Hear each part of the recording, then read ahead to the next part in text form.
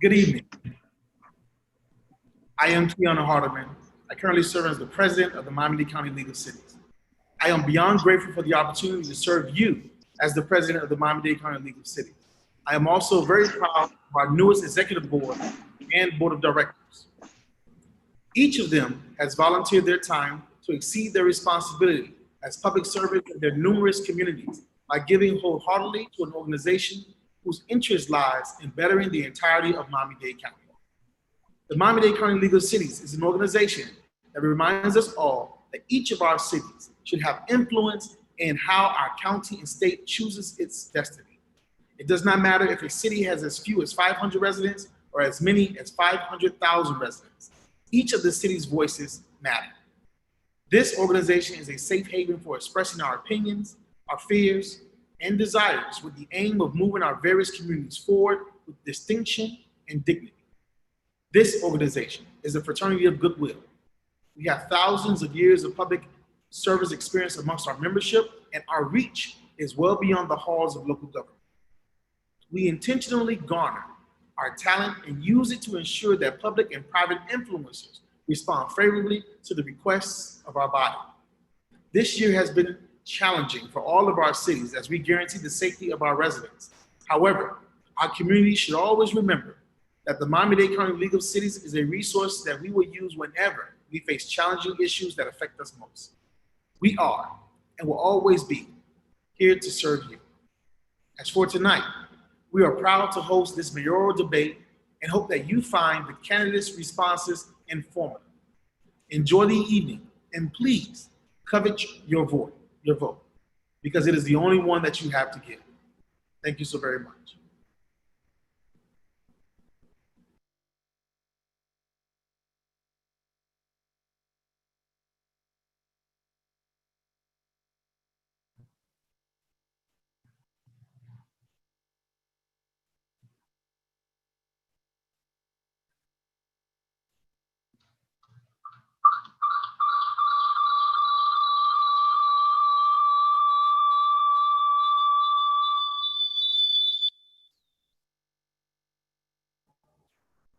Our league first vice president, Mayor Joe Corradino. Thank you, Richard. I'd like to thank some of our supporting organizations tonight, beginning with the Coral Gables Chamber of Commerce, the Aventura Marketing Council and Chamber of Commerce, Chamber South, the Coconut Grove Chamber of Commerce, the Cuban American Association of Civil Engineers, the Cuban American Bar Association, the Greater Miami and the Beaches Hotel Association, Greater Miami Convention and Visitors Bureau, and the Key Biscayne Chamber. Thank you all very much for your support.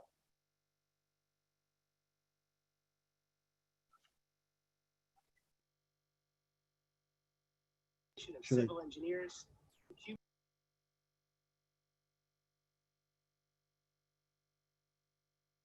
Greater Miami Convention and Visitors Bureau. I'd like to ask now our immediate past president, Mayor Claudia Cubillos, to continue with the acknowledgments. You're muted. Good evening, everyone, and thank you again for being here this evening. And we would also like to continue thanking the following participants and sponsors and that have helped put this together. League of Prosecutors, Miami Beach Chamber, Miami-Dade Gay and Lesbian Chamber, Miami Gardens Chamber of Commerce, Miami-Dade Chamber of Commerce, Miami-Dade Coalition of Chambers, South Dade Chamber, South Florida Hispanic Chamber, and Wilkie D. Ferguson Jr. Bar Association. Again, on behalf of the Miami-Dade County League of Cities, we want to thank all of the sponsors and participants this evening. Miami-Dade Coalition of Chambers, South Dade. Our executive board member, Mayor from the city of Doral, J.C. Bermudez, for the introduction of our moderator. Well, good evening to everyone, and thank you to all the participants and everybody that's online. I get the honor to introduce our moderator, Willard Shepard, who I've known for a long time. Willard is a 5-time Emmy Award-winning journalist. He's an attorney also, and Gulf War fighter pilot who's brought his unique view to South Florida for over 20 years now. Willard came to South Florida in 1994 from the CBS affiliate in Cleveland, Ohio, where he had anchored the Morning News and was a special projects reporter, where he received an Emmy Award for his news series, The State of Black Cleveland. He has also been honored for his reporting by the Associated Press, United Press International, and the Aviation and Space Writers Association. In addition to his commitment to news, Mr. Shepard is a lieutenant colonel in the United States Air Force Reserve. His A-10 squadron was the first Air Force Reserve fighter unit ever to go into combat. During the Gulf War, Mr. Shepard flew 52 combat sorties over Iraq and Kuwait. He now flies search and rescue missions for the USAF Civil Air Patrol. Willard has also worked and served with the Southern Command and also has worked with many high school students with the Air Force Reserve. He is a graduate of Florida International University College of Law and specializes in media and aviation legal issues. Mr. Shepard graduated cum laude from Temple University in Philadelphia, Pennsylvania, with a bachelor's degree in communications and theater. He is also a distinguished graduate of the U.S. Air Force Training School in San Antonio, Texas, and a finalist for the prestigious White House Fellowship Program. Willard is actively involved in the community. Those who know him know he is passionate about our community, which is why being the moderator today for us was the perfect fit. He currently works with the Miami-Dade County School Board's 5,000 Role Models program, teaching middle school and high school students the values they need to succeed. He and his better half, his wife, Diana, have two kids, John Marco and Francesca. So Willard, thank you so much for being the moderator for this debate. Mayor Bermudez, good evening to you as always, and to President Hardeman, thank you very much. An honor to be with all of you in what are trying times for our community. I want to thank each of you candidates for your dedication to our community over several decades for some of you in many places here in our community. And this is certainly a time when we need true leadership. Saying we have in the military is that a crisis doesn't build character, it just exposes it.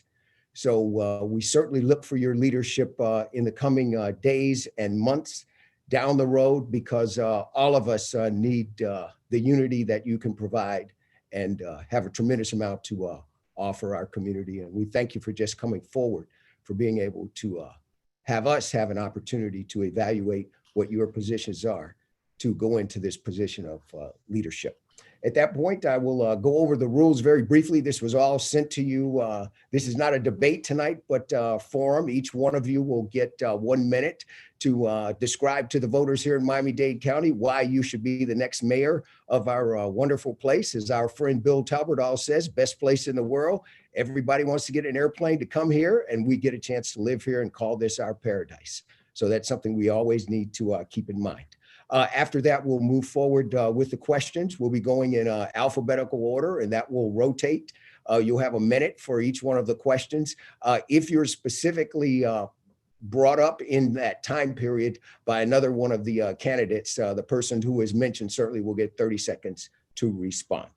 So then you will have a minute at the closing at the end as well to give us your closing remarks. So with that having been said, we want to get the program going. And again, we'll be going in alphabetical order, excuse me. So Ms. Barley will be up first. I hear you're with us, but I can't physically see you. Hello, I'm here. Can you Yes, see me there you now? are. Good evening. Good evening. Hello.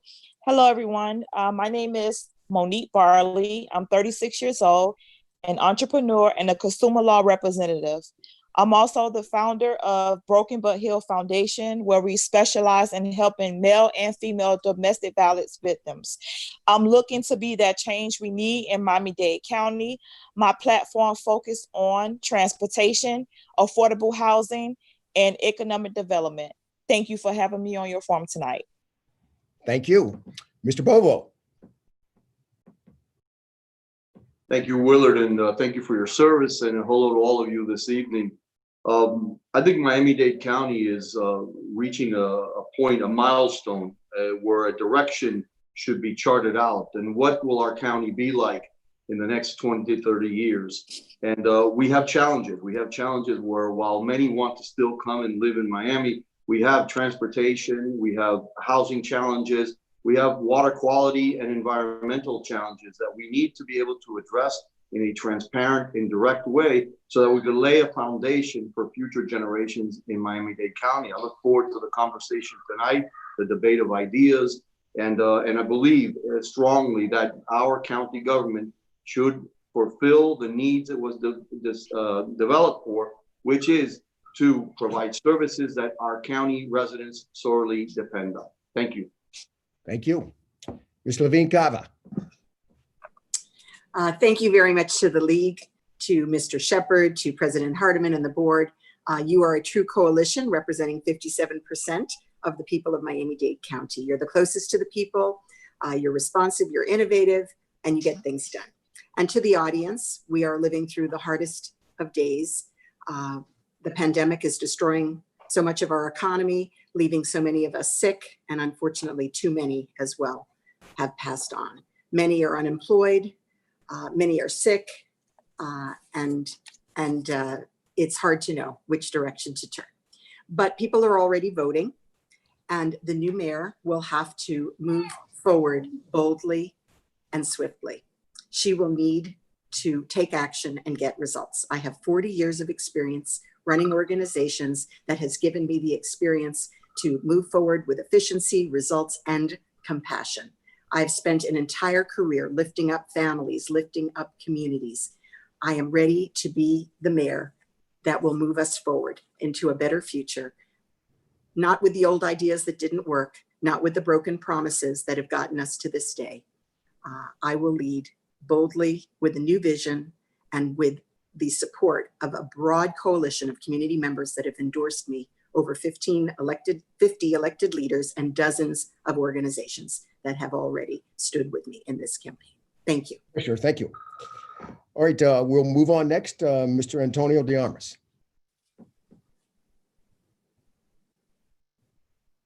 Unmute your mic. Sure. There we go. Hi, Mr. Shepherd. How are you? Thank you very much. Nice to meet you.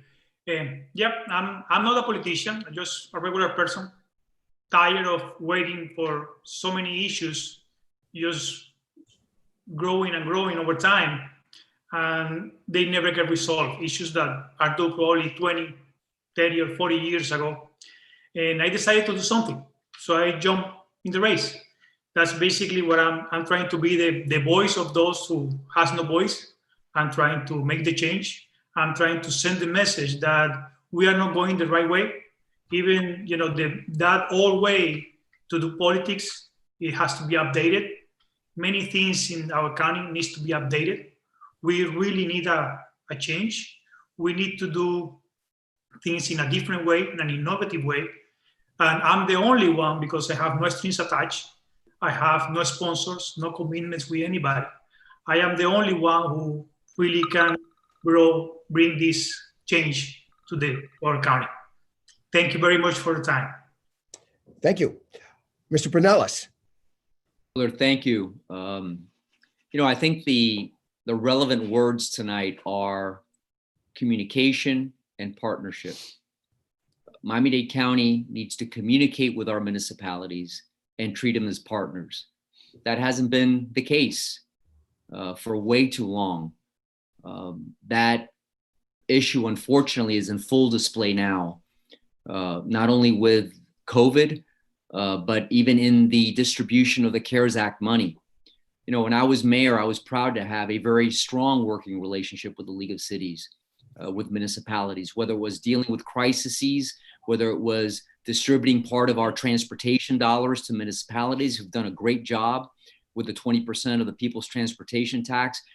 We always worked with our cities, not in spite of them. And I think that's the relevant issue right now. And that's why so many municipal, both current and former municipal officials are supporting my campaign. 11 current mayors throughout Miami-Dade County are supporting my campaign for mayor. And that's my pledge, whatever the issue may be, is to work with you and to constantly communicate with you. Thank you. Thank you. Mr. Mount. Hi, thank you. My voice is a little off, so I'm going to do my best to speak loud. Yes, my name is Ludmila Damon. I am a servant leader. I'm passionate about social justice and bringing real reformation to Miami-Dade County by increasing our gun safety in our communities, making transportation one of my priorities, really making affordable housing affordable, diversifying our community and having community policing. I am diversity. I cannot hide my blackness like others who can hide their religion. I lost my mother at the age of 16, who was shot 7 times. I know firsthand what gun violence can do in our communities. As an American living in Miami-Dade County for the past 32 years, I've now built a life past many traumatic life experience in Miami-Dade County, especially by way of systemic issues in our county that plagues many immigrant children in our lovely county. I am an entrepreneur with over 14 years in the real estate industry, currently the president of Final Destination Realty Group. I am, again, a dedicated servant, ready and willing to serve Miami-Dade County. When I become your mayor, believe it, I will do everything in my power to get the job done. And thank you. And our last opening statement, Mr. Suarez. I can only say that I am happy that, Willard, you're not running for mayor. With credentials like that, that would be insurmountable. I'm the person that tries to get things done and does get things done. In a simple, encapsulated way, I took the city of Miami from being Paradise Lost in Time Magazine to being the city of the future in 8 years, including, by the way, erasing the $200 million pension deficit, and of course, bringing 3 sports franchises, 1,500 units of affordable housing, 2 police substations, 11 mini stations, etc. In the county, as a single county commissioner, occasionally with the help of Daniela and Bobo, we have done some good things, including a program of summer youth jobs program of 2,700, starting at 0. I did with my own personal funds 4 after-school programs, and in conjunction with the school system, 4 vocational training programs in inner city schools. I get things done. I listen to people, and I love that phrase. I think it was from Chairman Keon, President Keon, fraternity of goodwill. That's what I'm all about. That's what I've tried to do for 40 years of politics in Miami-Dade County, and that's what I intend to do as mayor.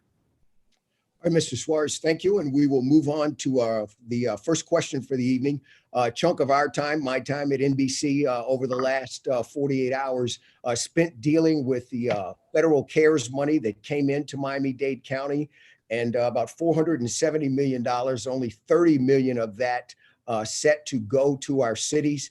What can each of you tell us that you would do in terms of distributing this money, and also the relationships that you would have with the 34 different mayors from the different jurisdictions here in Miami-Dade County? And Commissioner Bovo, you are up first. Thank you, Willard. Look, I'm a city guy. I started my political career at the city of Hialeah as a city councilman, and I know very well the services that cities provide to their residents in Miami-Dade County. I would tell you that first and foremost, we tried at the last meeting, seconded by Commissioner Suarez, to not only put a freeze on the spending that is currently going on with CARES Act money, but even went as far as to set aside $137 million that we could at least give the opportunity for the cities to come and make their case and negotiate so that we could get them the money that they need. But it failed. I was there by myself along, I think Commissioner Suarez may have voted with me, but it failed, to be perfectly honest with you. And I think part of the reason it failed is that I've had commissioners serving with me that have used this CARES money as if they were drunken sailors, creating every program imaginable and funding those programs without really any back research or any kind of documentation. And I think that's hurt the cities in the long run. In order for us to be able to collaborate with our city partners, we need to put a stop to the spending and be able to work with them so that we make sure that the funds that are available go to help what they're also doing, which, by the way, we all serve the same constituencies. Okay. Thank you, Commissioner Levine Cava. You actually have a say in this as we speak. What are your thoughts? Well, this would never have happened as mayor, because We would have sat down with the city mayors the minute we knew that the federal dollars were coming. We would have had an open discussion about what are the needs in the community, how can we best meet them, what is the role of the cities, what is the role of the county. So we would have collaborated from the get-go. And unfortunately, the mayor, Mayor Jimenez, put out that there was 135 million set aside for the cities, and then he reneged on that. And we went into this last meeting without any of the details of additional programs that the mayor was proposing. And all of a sudden, the dollars had eroded. And that's why I voted against the report and against the plan. So it's extremely disrespectful. That's why I wrote a letter. I sent it yesterday and posted it this morning to the mayor, demanding that he reallocate so that the cities get the opportunity to serve the people in their communities, and not just with police or PPP, but PPE, but also with actual services that they are prepared to design. We in the county have gone virtual with our meetings, and we're going to be paying for it with CARES dollars. It's unfair that the cities are left on their own without any expectation. And I think that we need to undo the programs that the mayor has proposed. We need to look back at these dollars. We need to meet these cities. And again, in my watch, it wouldn't have been handled with temper tantrums and ego. Okay. And I will ask each of you to please honor our time restrictions that we have. When you hear that go off, we're letting you know you have about 10 seconds to wrap up your thoughts. So we want to make sure everyone is included throughout the course of this evening. Mr. Darmus, what about this from your point of view? From my point of view, I see lack of leadership, lack of communication, and that's a shame. If you are dealing with a big county like this one with 34 municipalities and so many ways to see things around, you really have to have that leadership to bring things together, to get thoughts in the right way and do things in the best interest of the people of Miami-Dade. I see the county saying the cities that they have some programs. For example, they are spending money giving food to the elderly, and they are feeding like 900,000 old people every day for $5 per meal, and they said they are spending like $34. So, but this is lack of communication. They should come together to solutions that benefits everybody and benefits the people actually. Okay. Ms. Dumont. Yes, I believe the numbers are from 135 to 30 million. As your mayor, I would not have waited until the money comes in to figure out what the cities, the municipalities, and the unincorporated cities need. But we should already know that. And I would already know exactly what is needed in our communities. What we are seeing now is a lack of understanding and a lack of unity in our community. And again, under my leadership, monies will be allocated to each city appropriately to make sure that our cities are running. We're in a pandemic right now. It's not time to actually use the word ego and to show who has the greater say. The people right now are who we should be thinking about and considering, and we are serving the people. We need to listen to the people and make sure that the monies that are allocated are given to the people on time. Okay, thank you. Mr. Pinellas, what about this? Well, Willard, in my opening comments, I talked about communication and partnership, and I think that's very applicable to the issue we have here, is having an open line of communication. And that's what I'm hearing. I'm hearing that a lot of the municipalities simply were not given the relevant information or provided opportunities to set forth their budgets and their requests. But, you know, we also miss another tremendous opportunity. We missed an opportunity to sit down with municipal leaders, not just to divide a pot of money, but to create a recovery master plan, much like we did after Hurricane Andrew with We Will Rebuild. We sat down with the community as a whole and had a plan that included the municipalities. That was the mistake. You've got county commissioners sitting here now, none of whom proposed that. And I think that's part of the problem of having a comprehensive view of tackling our problems. There are issues, for example, like the public health expenses that go beyond municipal boundaries. Okay, but then you have other aspects of our recovery plan that clearly could have been developed and fulfilled by municipalities. That's what should have driven this distribution of money. It's what I did years ago when we did the surtax for transportation. We sat down with the cities and figured that a 20% set aside, and that's produced significant results. Cities have done a tremendous job with that 20%. The county, not at all. They've done a horrible job. The cities have done a good job. Where is the planning? Where is our recovery master plan? That opportunity was missed. Okay. Commissioner Suarez, you have a seat at the table with this, and I'm sure have been watching this closely. What are your thoughts about what has transpired? Well, it's just awful. The lack of rapport, the lack of linkages and consultation. I happen to have a very good relationship with all the folks that are here from the League of Cities, from way back, Claudia, JC, Keon, and of course, another past president happens to be mayor of the city of Miami. I mean, the idea that the county wants the cities to wait because, or is afraid of giving the cities the discretion to spend a substantial amount of money. By the way, the formula is very simple. It's about even if you take away 30% for unincorporated day based on either population or tax base, that still leaves the cities with about $100 million, and that could have been done. The idea that the cities might take too long to allocate the money and to use it for proper purposes is ridiculous. The county is the one that takes forever to do anything. I think 5 years to do a purchase approved early on a bid for CNG trucks. Another example is what we've done with bus shelters. I did bus shelters as mayor of Miami in a couple of months, and the county has failed to do it in 9 years. So you have our full support, and we'll get this done one way or the other. Okay, thank you. Ms. Bartlett, your thoughts on what has transpired with these funds and where they are going at this juncture? So most definitely, I will work hard and carefully with the city mayors, make sure that we are responsible about our spending and best meet the needs for our county. The new mayor needs to put a stop to allocating money from one program to another. We need to use the money for what it's supposed to be used for. The key to this is communication and great leadership. That's my intake on that. Okay, thank you.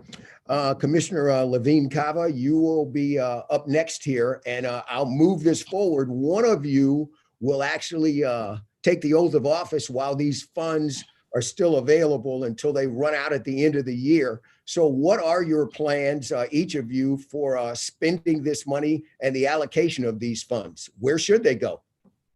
Yes, thank you so much. And I do plan to be closely monitoring how these dollars are spent down, because none of us wants to leave any of them on the table. So we're going to have to get at least a monthly report on how the dollars are moving forward to the cities, as well as to some of these essential programs. And then we need to every month be doing a new projection to make sure that, by November, it's basically, 1 month to go. So it's really kind of late. We need to be making adjustments starting in September, then in October, and then in November.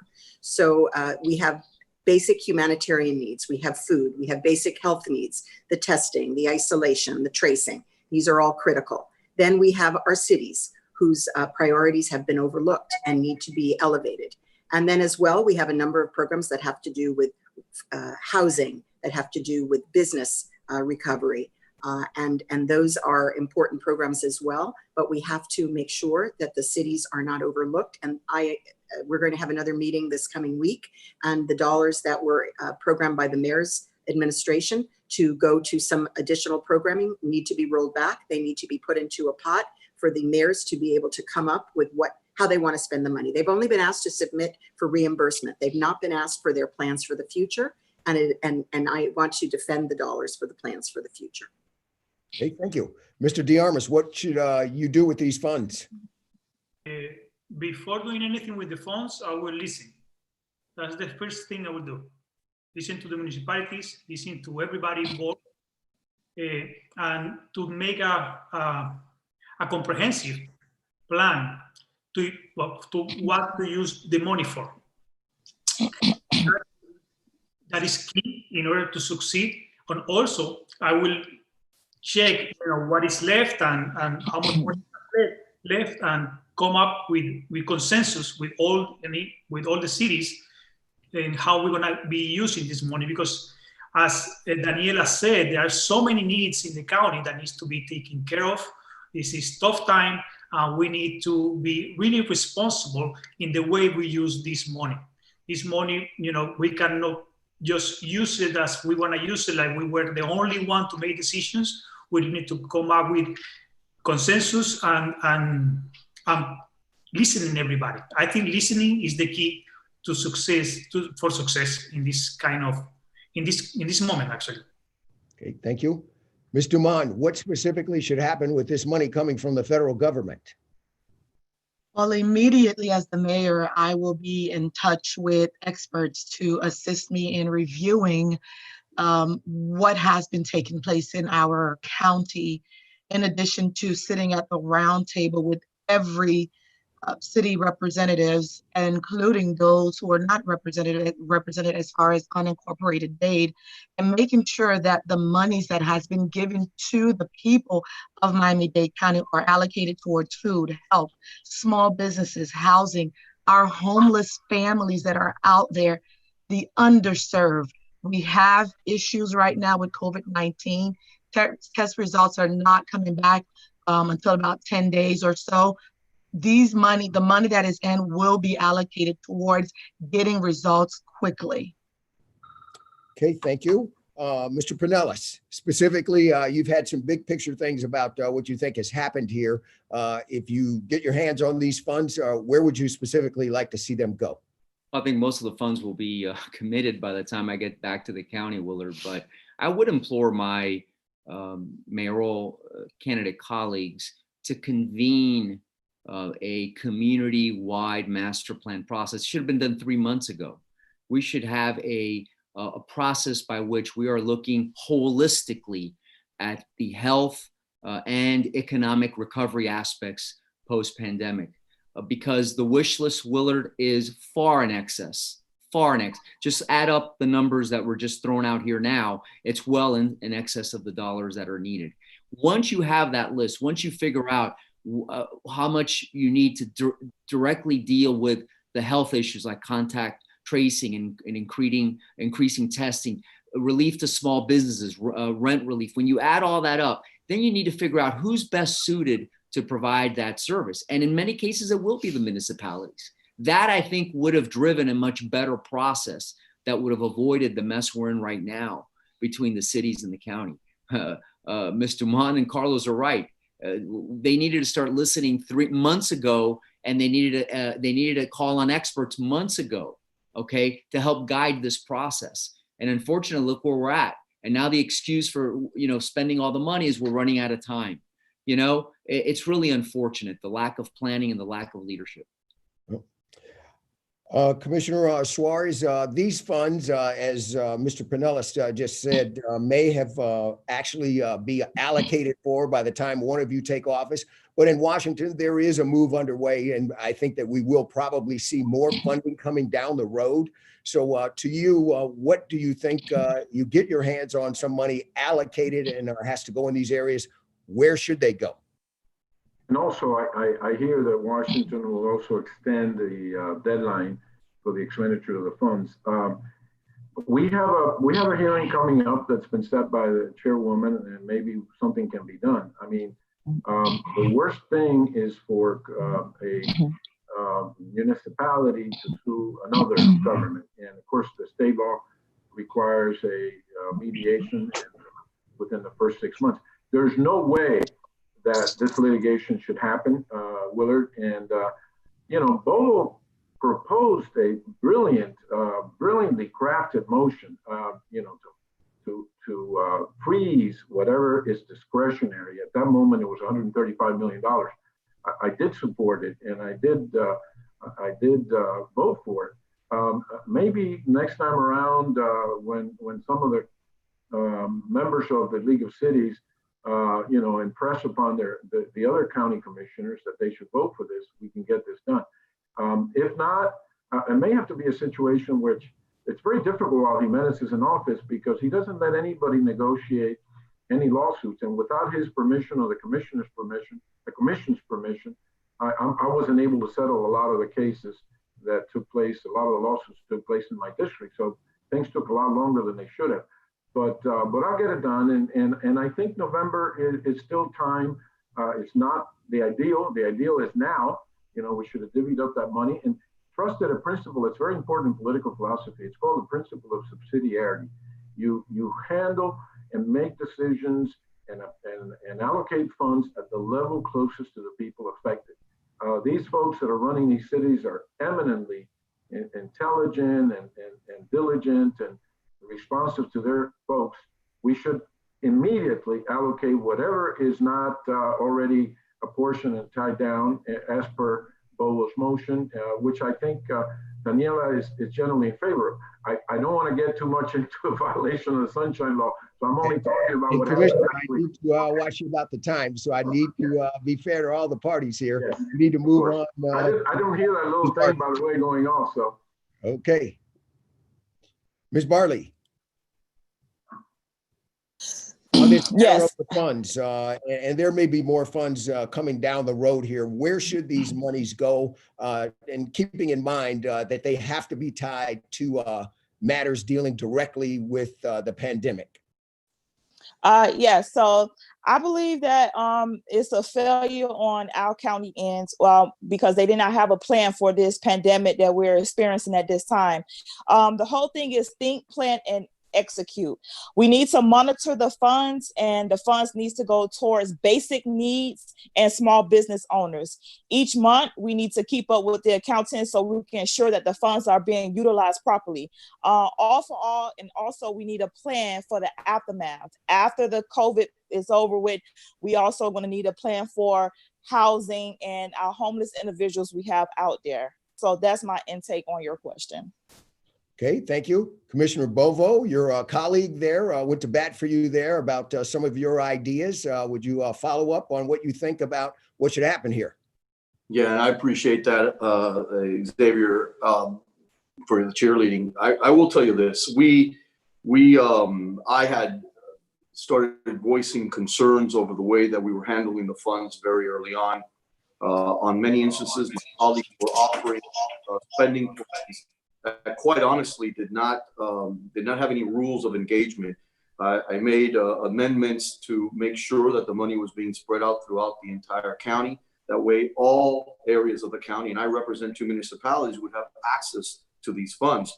But unfortunately, perhaps the best stimulus plan that we could be supporting is giving the green light so that our businesses could start re-engaging and reopening. After all, much of this money is basically being sent to us to keep our economy moving along. It's an economy that government globally has really been the one that has stopped all economic activity. And I would tell you, yes, we could invest money into trying to help as best we can, and we need to collaborate with the cities. Absolutely, you can't do it without them. But I would tell you the best method here would be to open our economy so jobs. Go ahead. Sorry. Okay, thank you. And we're going to get back to you on this area, and I'll follow up with what you mentioned there, dealing with this pandemic and business owners. We've seen some business owners here in our county threaten litigation over some of the orders that have been put in place. What message do you have to small business owners to be able to keep them afloat moving forward so that their businesses don't completely go under, but at the same time protect the health and safety of our community? And Mr. Diamas, you're up first. Yes, this is a complex issue because we have to really help the businesses, but we also have to protect the health, as you said.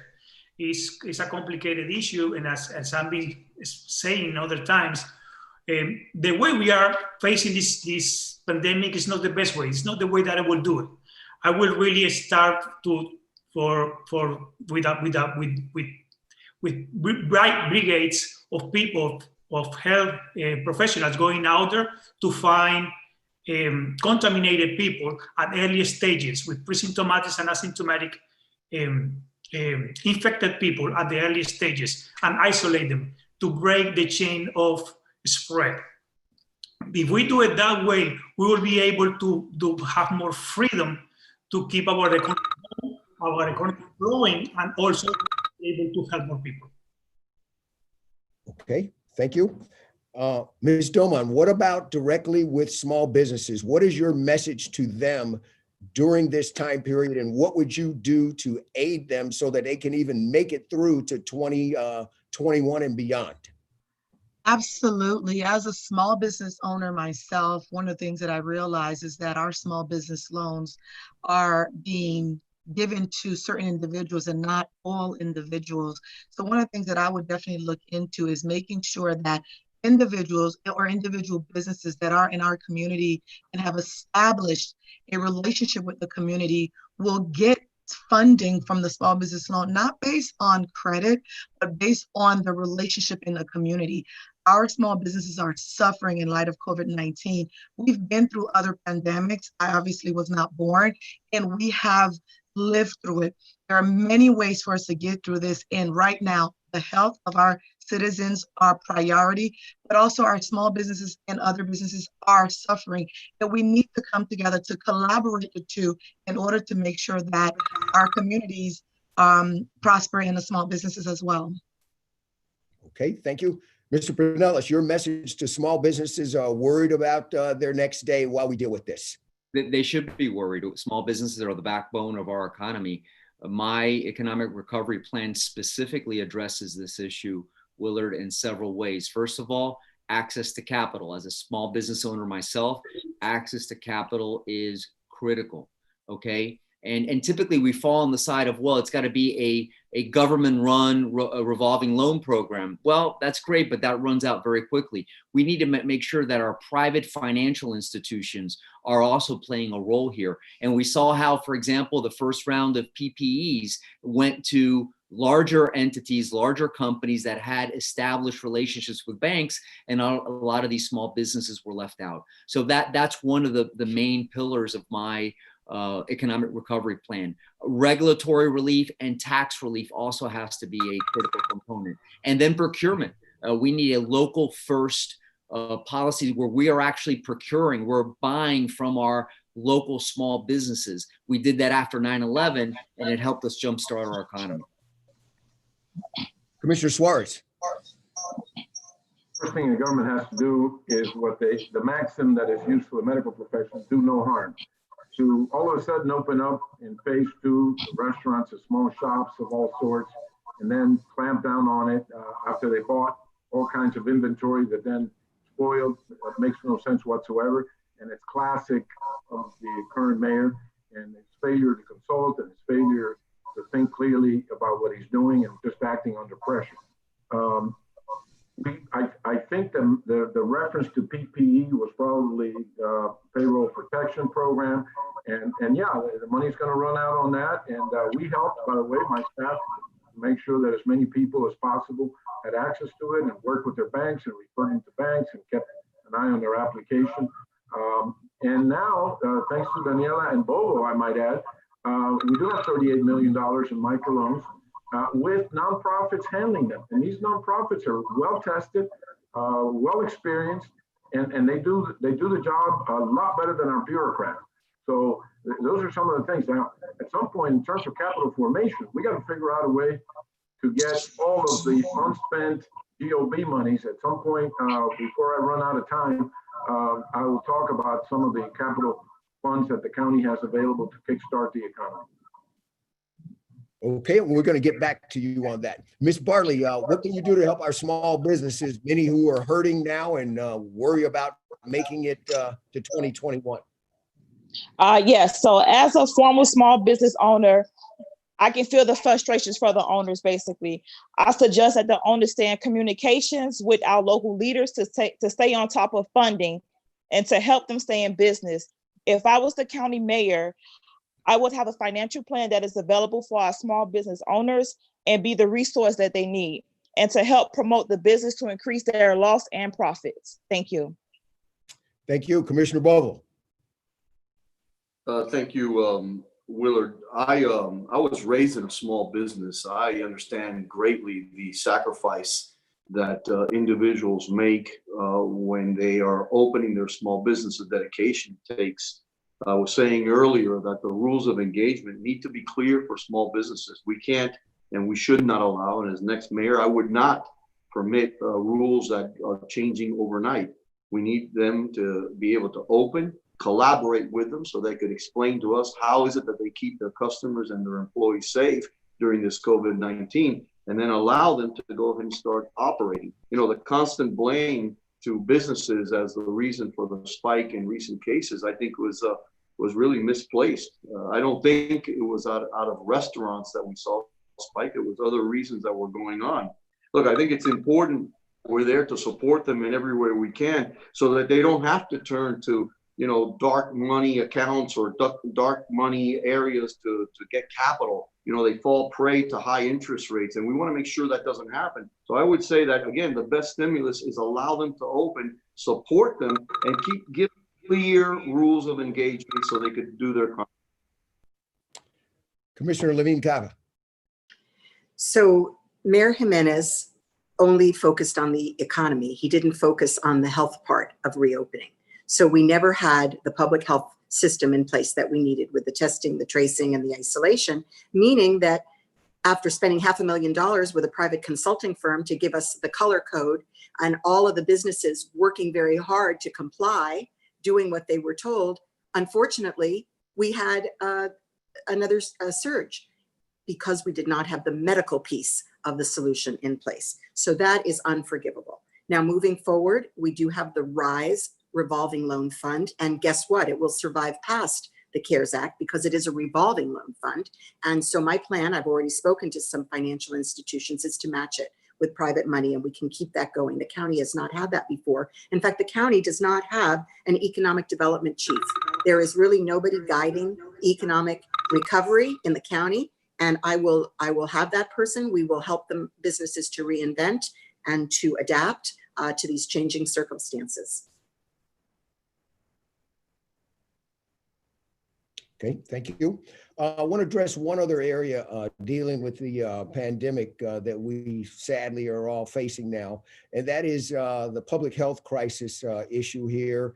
The great thing about our community is we have so many people from so many different places and so much great diversity here, but unfortunately, so much of our community has been impacted by this with comorbidities, areas of dealing with high blood pressure, diabetes, obesity, these kinds of things, where we have seen a huge number of people unfortunately lost from our community with this. Ms. Dumont, I want to start with you. Our public health system, within the ability that the county mayor has, what would you do to try to address these types of things overall so that people have a better fighting chance to make it through this pandemic that appears to going to be with us for quite a while? If I'm understanding the question, it's pertaining to health issues, correct? And COVID-19? Because there was a little break. Okay. Yes, and those of Definitely. our Black and brown communities obviously way more affected. And a lot of that has to do not with COVID-19, but with existing health conditions in our community, the lack of preventive health care that puts them more at risk. And how would you address that? I think what definitely as a mayor, what we need in our county is more accessible healthcare for our citizens in Miami-Dade County. Making healthcare accessible to all will assist the individuals in knowing where they stand health-wise. And for me, that is something that I believe that we talk about working out, we talk about going to the gym, but I think there's not enough of educating our Black and brown communities as to everything in general, from what we're eating. Even though we may have busy lives, that we can still do, green eating. I'm a planter. I love to plant. I love to eat what I plant and grow. So for me, eating healthier would be something that I would bring more into our community, is bringing the money in to show you can grow green, eat healthy, exercise in order to prevent what we're seeing right now. Thank you. Mr. Pinellas. There's no doubt that the pandemic has really shed a light on a lot of those underlying health issues that impact some communities more than others. I'd also like to talk here tonight and implore everyone watching to also start thinking about and talking more about mental health, Willard. We have to elevate mental health. We spend a lot of time talking about physical health issues, as we should, but the next crisis that we're going to face in Miami-Dade County is mental health. We were already at a crisis level before the pandemic, and I think you would agree, Willard, the pandemic is going to make this issue even worse. I'm the only candidate for mayor who's elevated this issue and committed to making it a priority in my administration. Yes, it's based on a very personal experience that I had with my brother for over 40 years, where I saw the good and the bad of the system, but it's a crisis that impacts way too many families here in Miami-Dade County. Okay, thank you. Commissioner Suarez. Well, I'm glad Alex brought up the topic of families, because I just got a picture, two of my grandchildren reunited after one of them was finally tested negative. My family must have had an issue with this particular virus. And not all the news are bad, by the way. This version of the virus, let's say, it could be a mutation, is, at least with young people, quite mild. I've had 8 in my family now, including the mayor of Miami. He's not as young as some of these other ones, but these two got together. One was 5 years old, the other one is 2 years old, and they're finally embracing. The number of beds now occupied has been going down, both at the public health level in the Jackson Memorial System and in the private hospitals throughout the county. In the last week, precipitously, it's been going down substantially. The number of deaths, unlike the reports that you hear about, it was not 214 in one day or 216 in one day in Florida. So far, the peak was 117, and that was July 13th. So we're 2 weeks past the peak, and in the last few days, it's been very low in Florida, and even lower in Miami-Dade County. Nevertheless, one of the things that we didn't do right is we told the businesses to shut them down, and instead of providing rules and best practices for them with their own means, but even with aid if necessary, to make sure that everybody gets tested, that works there. Everybody that walks in has their temperature taken. I've walked in some businesses that do test you, and churches, by the way, they're being very faithful on this, and some that don't. I walked into a CVS store yesterday, and there's no one taking your temperature. There's no one, and so we've done a lot of wrong things in it, and not because we didn't consult the experts. We just didn't have a lot of common sense in government. We didn't have a lot of consultation. The mayor of the county didn't consult the cities, didn't consult the county commissioners. I'm a member of the healthcare committee. I never got one call from the mayor in all of this. I got calls from the chief of staff, good friend, Alex Farah, but only 2 minutes before the executive order was signed. Commissioner Suarez, I don't want to be rude to you because you know that's not who I am. I don't hear that. I don't hear that thing. I'm sorry. I don't want to. It's okay. We're going to check here. We're going to check here at the league to make sure that you're getting the warning. And I'm going to time myself too. I got a little device here that can time myself. Okay, there we go. Because we got to be fair to all of the parties and participants. Commissioner Bovo.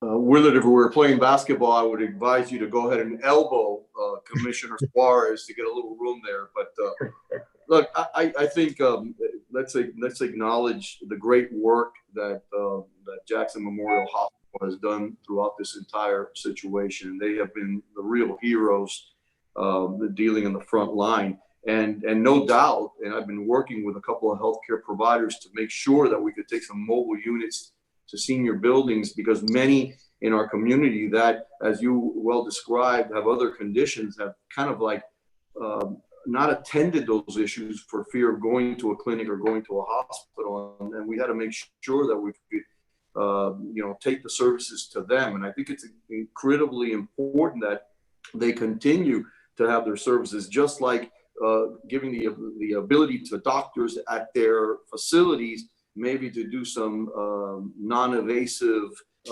procedures in order so that the healthcare for many of our residents does not get interrupted due to COVID-19. And I think that should be fundamental. And I think that should be something that we should all be collaborating and working on.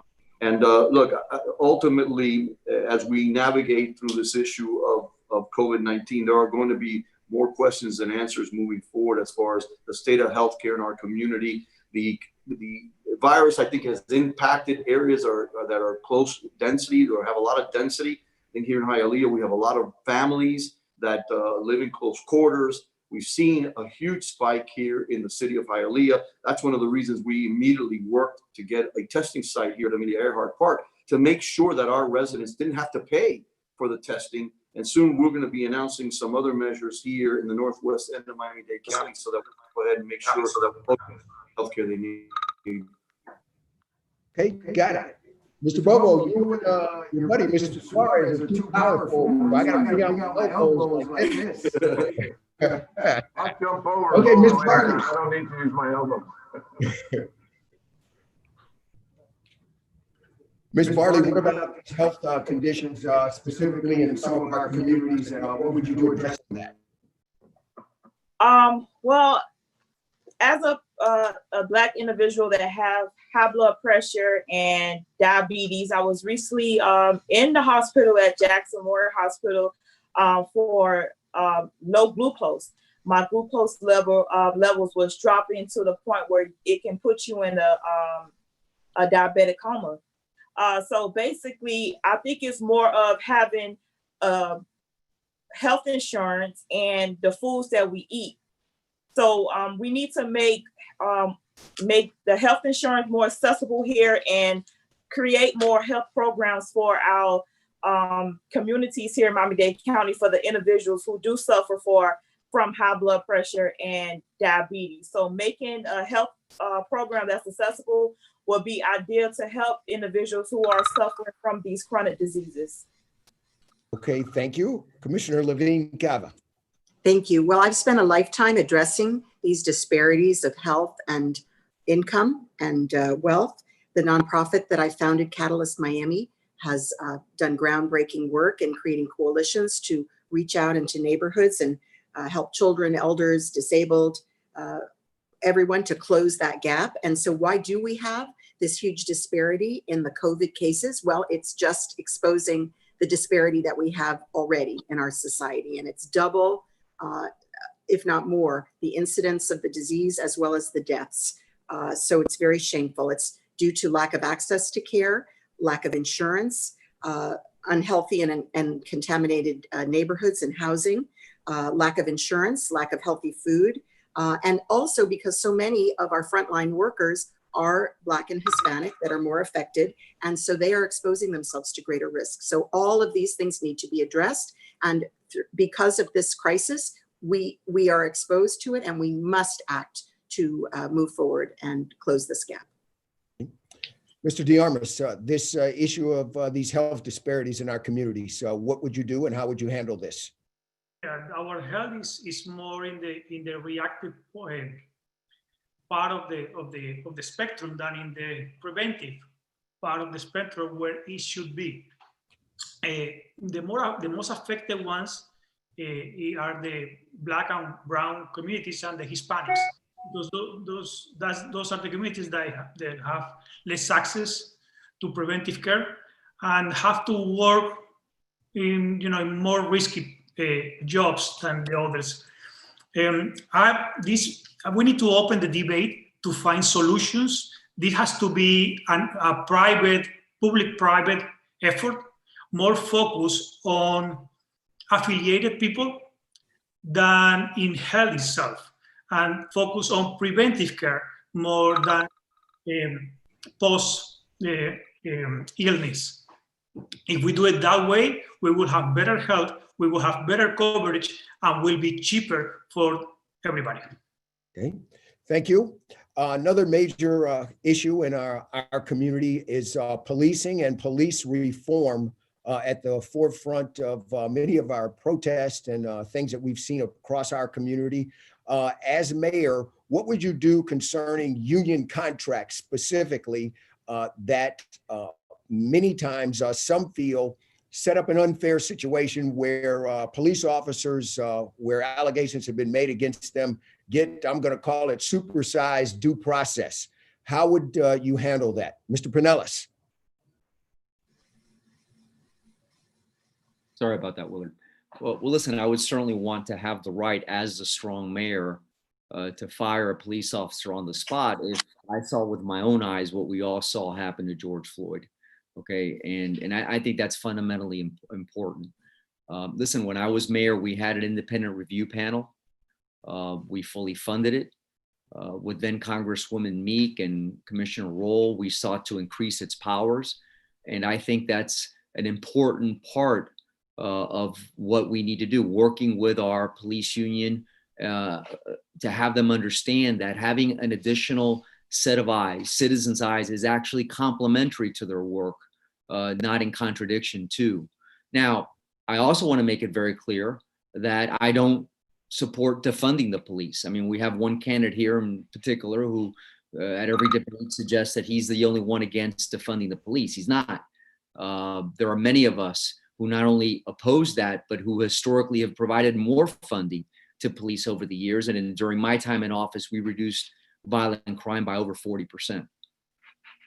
Okay, Mr. Pinellas, we're going to get to that with budgetary matters. But as far as holding police accountable for their actions, and do you see it as an impediment, the contracts, union contracts that exist? Commissioner Suarez, what about that? Actually, the exertion of pressure is more at the state legislative level, because of course that's the Policeman's Bill of Rights. I'm not sure that we need to mess around with that, but we did in the city of Miami when I was mayor, and it's still in place. I was looking up the name of the first name of the person that I particularly link up with, whose background reminds me of yours a lot, Willard. And I'm referring to Rodney Jacobs in the city of Miami's CIP. That's been around for 30 years. The last case that tested the subpoena powers is the D'Agostino case in 2017. So the city of Miami has been a leader in this. The county, frankly, has been a leader in one other area, which we also did have to negotiate with the unions, and successfully, I might add. I don't think that they were ever totally supportive, and that's body cameras. And let me tell you, that's a big, big factor.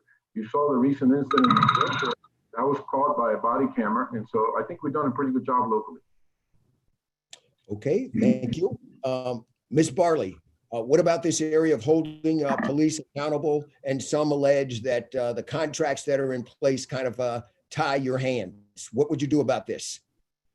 Well, first and foremost, I want to see with the review panel, I want to see if other cities have implemented that into their plans and to see how successful they were with the panelists. Again, I'm not in favor of defunding the police officers, but I am in favor of making them accountable for their responsibilities. So my answer to that is that I want to actually see how successful other cities were with the panelists that we're attempting to create here in Miami-Dade County. Thank you. Commissioner Bovell.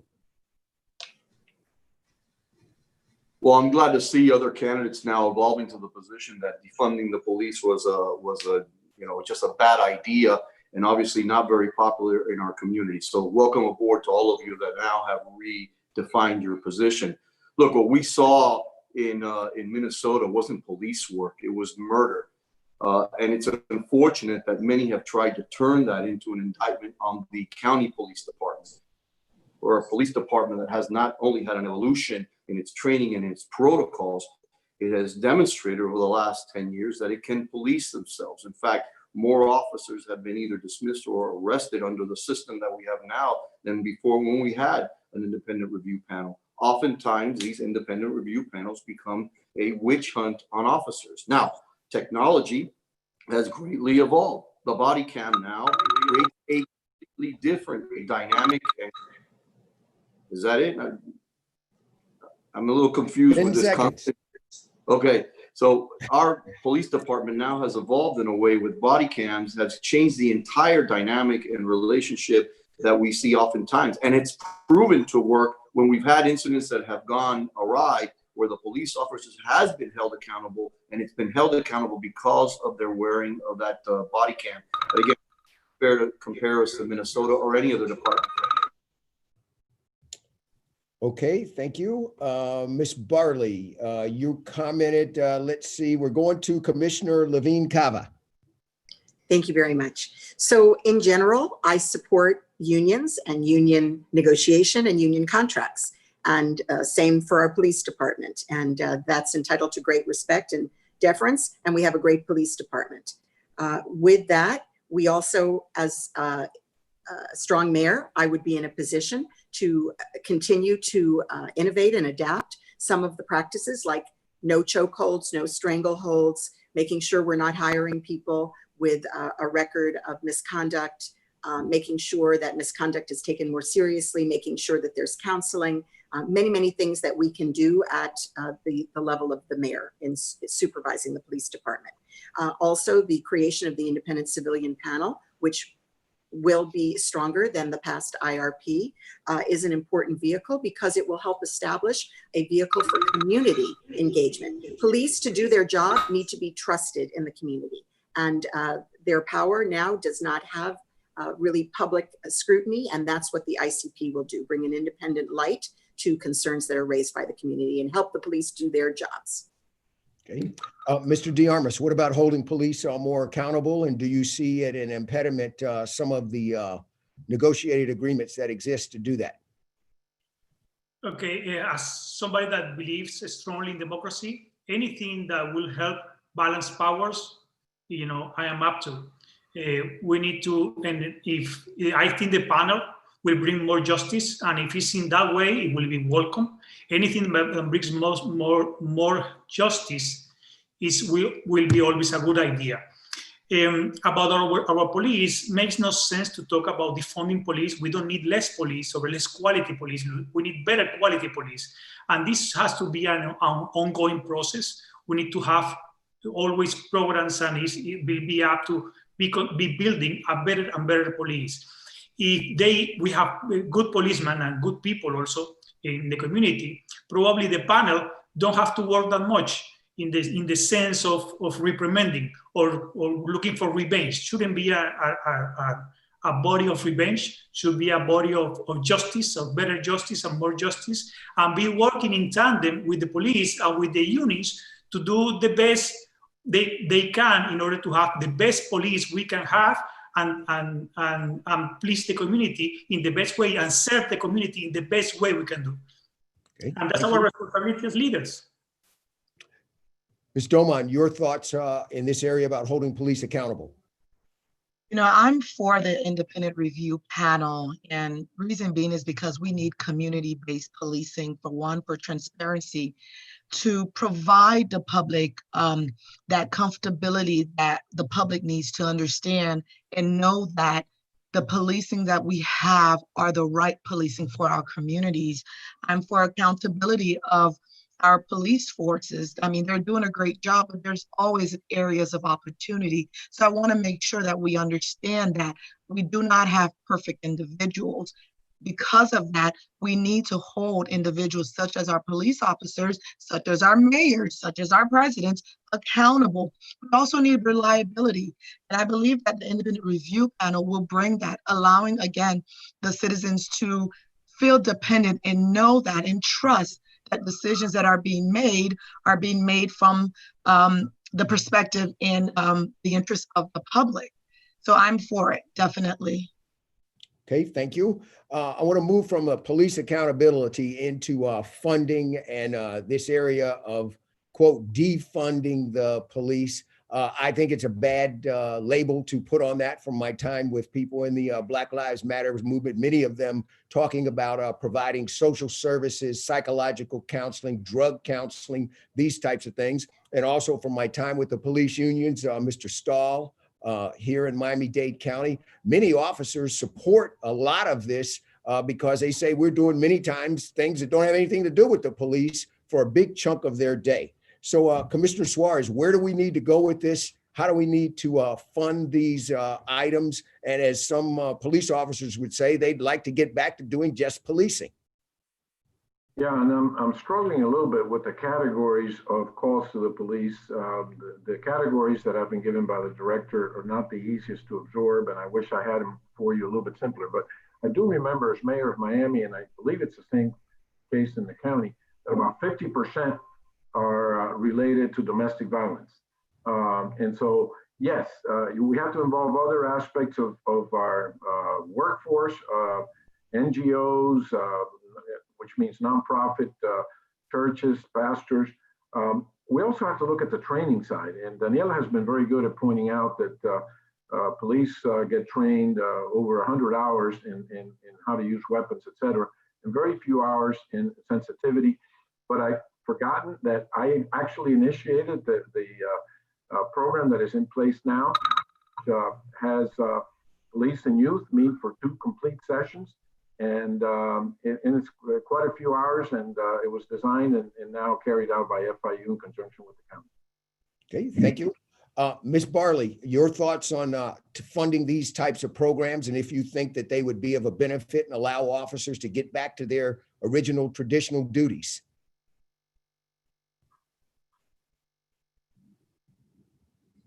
Unmute.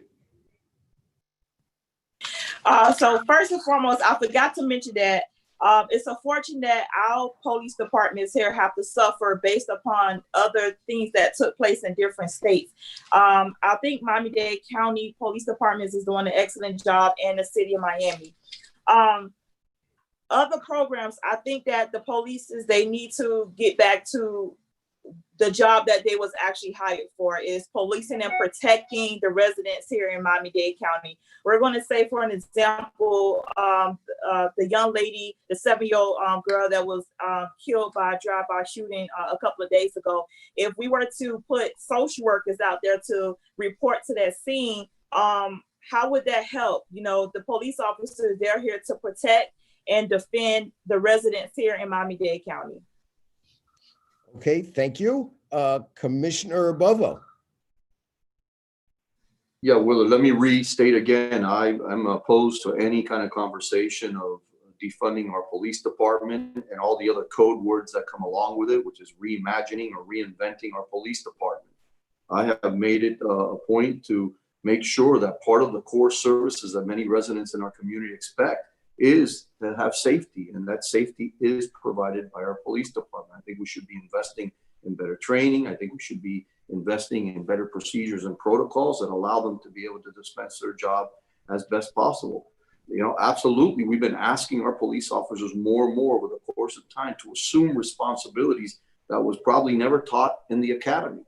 And that's something that we need to kind of navigate through and try to figure out how to best keep our police officers doing what they intended to do. And I'm offended by what I've been seeing across the nation with the disrespect of the police officers. In many cases, hijacking what I thought was going to be a great opportunity for dialogue about race relations in this country, now hijacked by a bunch of, I don't know, maybe overeducated college kids that all seem to be white, wanting to destroy this country and not engage in the conversation. Okay, thank you. Commissioner Levine Cava, this goes back to a lot of your roots in terms of work in our community. What about this? That's true, and thank you. And as the social worker who's actually worked on all of these social issues in the community, starting the first domestic violence program in rural Georgia, for example, just goes way back. So let me be clear as well. I am not supporting defunding police. Public safety is number one responsibility of our government, of our local government. And crime, sadly, is real. You know, we just had murders again of children. You know, drive-by shootings. These things are incredible, and we must be diligently pursuing justice for these children and for these communities. We have unsolved rapes, unsolved murders, economic crimes surging. So we cannot diminish the policing. On the other hand, we also have other programmatic needs, and those are the things that prevent crime. The after-school programming, the mental health programming, the services for getting kids ready for school, the summer jobs, all of the things that prevent crime from happening. And that is where I think the public call for restoration of those kinds of community programs is so refreshing and wonderful. Okay, thank you. Mr. DeArmas. Okay, yeah, we need police. I think that's a silly discussion, saying that we're gonna get rid of the police, and we haven't even thought about it, never in our lives. But police probably has been involved in so many things that probably they don't have to be into. Our budget needs to be re-engineered for sure.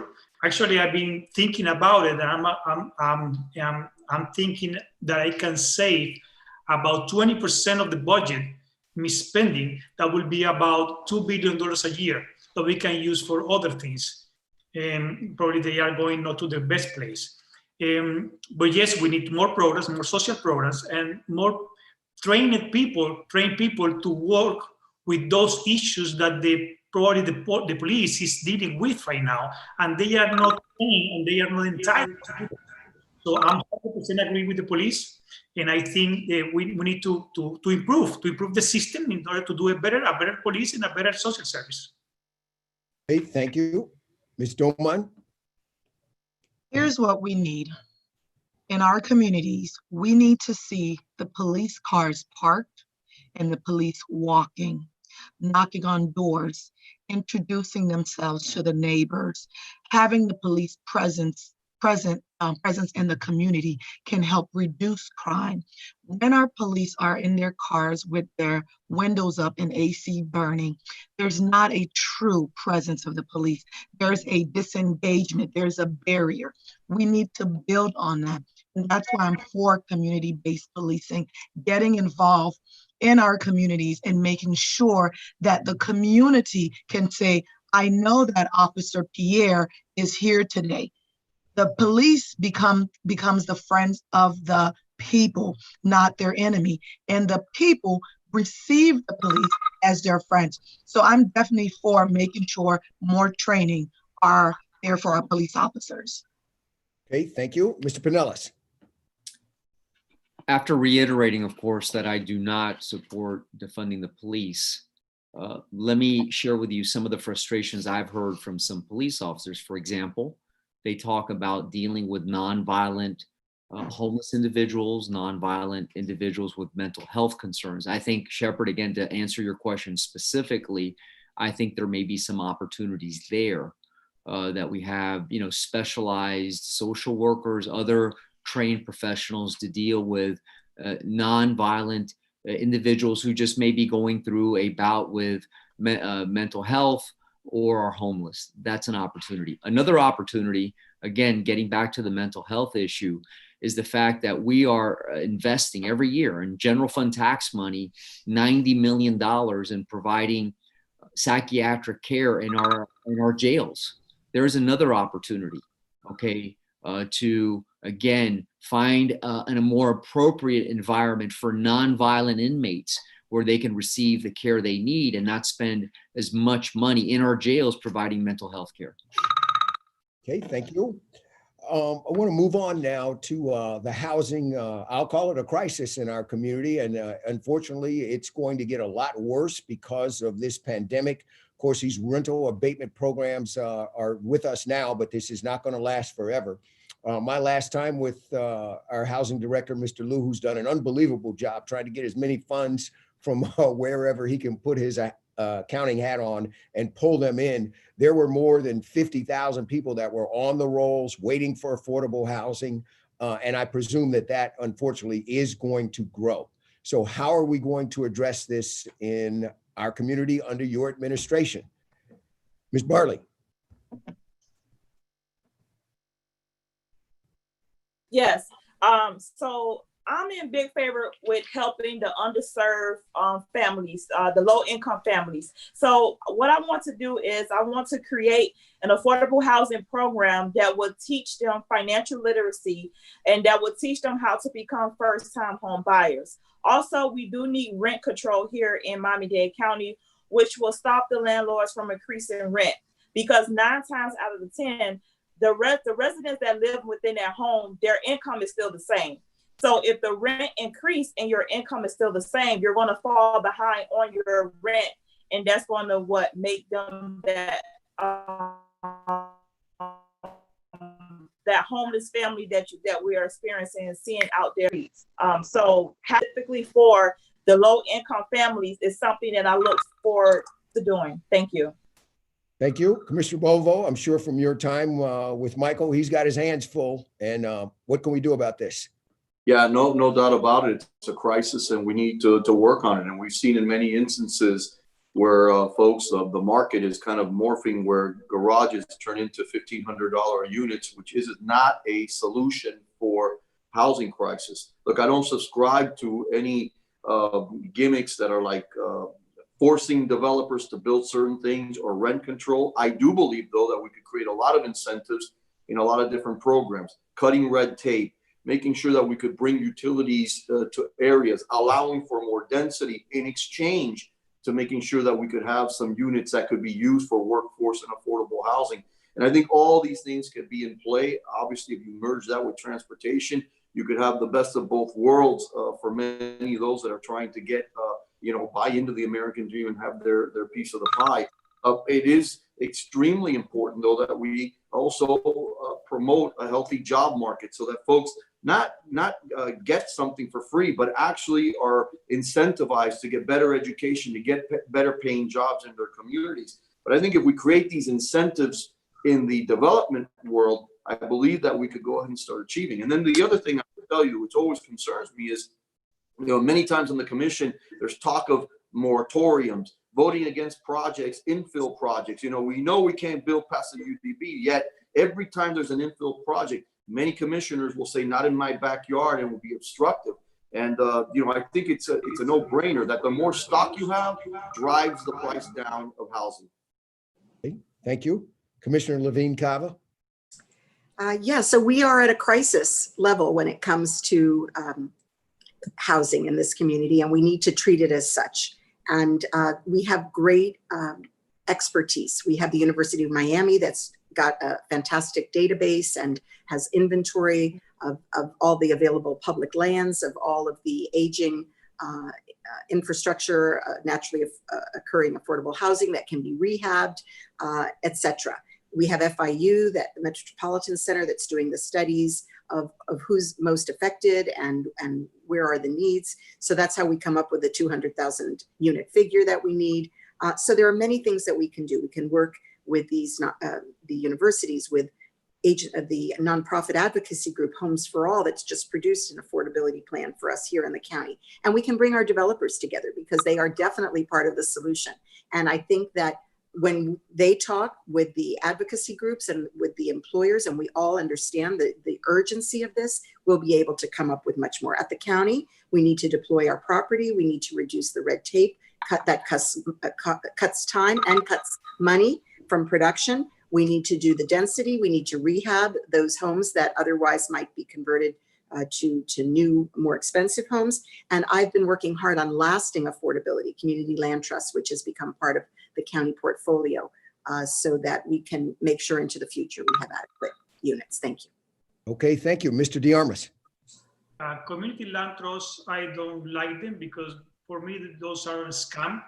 In real estate, you have two deals, one good one and a bad one. The good one is the land, which is appreciates over time. The bad is the building, which is depreciates. So the poorer part ends as poorer, and the richest part ends as richer. So I really want my people to buy everything, to own everything, even the building and the land. So that's why I'm against of community land trust. I'm proposing urban corridors. Urban corridors will allow to increase density. So if we increase offer of housing, we will put a downward pressure on the pricing for housing. Also we will connect, the communities that have probably better pricing for rental properties that are so far right now. It will be closer. And also I want to expedite programs for people to own their house and increase our ownership rate from less than 50% to at least 70% in the last 4 years. Okay, thank you. Ms. Stillman, what can we do about this desperate situation for so many of our residents? Well, with the help of experts from all different organizations, what we need to look at, and as your mayor, I would definitely look at the vacant lands that are available, making sure that our public sector and as well as our private sector work together to create housing that individuals who are working in Miami-Dade County, such as our teachers who are barely getting paid what they deserve, can actually afford to live in Miami-Dade County. We even have subsidized housing that the county has not touched. We need to redevelop these homes for individuals who are on fixed income. We need to look at what is going on in Miami-Dade County and who also is who are buying the homes. Most of the people who are buying homes are not from Miami-Dade County. And so what we're doing, we have a lack of inventory, so the prices go up. We need to give first to our residents before we give to anyone else coming from other countries. So I believe that we need to make Miami residents first. Okay, thank you. Mr. Pinella, some of our residents wait on the list for years before they're able to get a voucher. What can we do? Willard, as you know, I've been in the private sector for 16 years, specifically in the housing space. We've provided affordable and workforce housing to thousands of families in this community, in communities like Hialeah, Little Havana, Opelika, and we've done so without government help. And that's really changed my perspective on what government can or shouldn't be doing. Before, I thought government was the only solution. I think there are some real opportunities here. Let me name some of them for you. First, we have to preserve the existing stock of affordable workforce housing. We're losing that to foreign investors, okay? Buying out individuals like myself. And therefore, once those properties trade hands, they are no longer by definition affordable. Number two, the greatest asset we have in government is not money, it's land. Okay, the University of Miami study showed that we have 500 million square feet of available land to partner. Regulatory regulations, permitting regulations, and higher density. Clearly, in a minute, it's too complicated of an issue to describe. I have a lot of ideas. Okay. Because of the pandemic, I think this is going to get worse going forward. Commissioner Suarez, what would you do so people can have a place to live?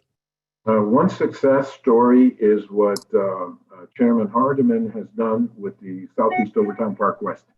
Keep in mind that we started that 30 years ago, and now it's bearing fruit.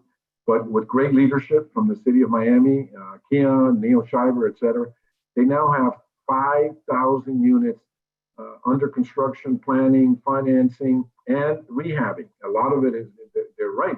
We have to, some of my colleagues who are running for mayor have said that we have to rehab units.